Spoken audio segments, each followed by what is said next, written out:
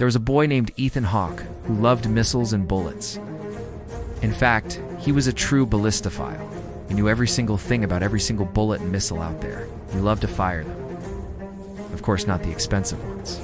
He couldn't do that because those were his favorite part, the expensive ones.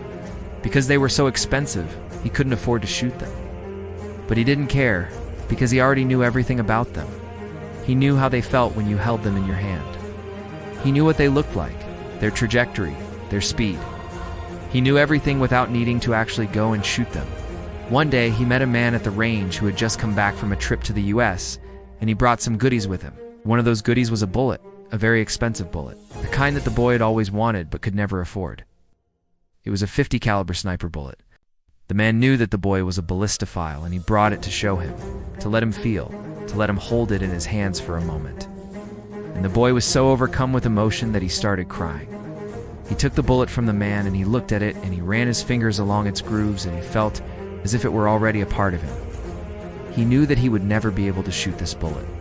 It was too expensive. It cost more than his car. So he kept it in his pocket and he went home. And every night before he went to sleep, he took the bullet out of his pocket and he looked at it and he talked to it as if it were a person.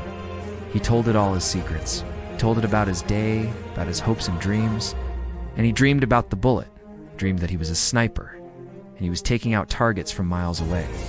He could feel the recoil of the rifle as he pulled the trigger, could hear the bullet as it flew through the air, the perfect trajectory, the perfect arc through the sky. And then one day he woke up and he realized that he wasn't a sniper, and he never would be.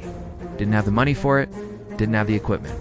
And he looked down at the bullet in his hand, and he realized that it wasn't just a bullet. It was a reminder of his obsession, his useless obsession with ballistics.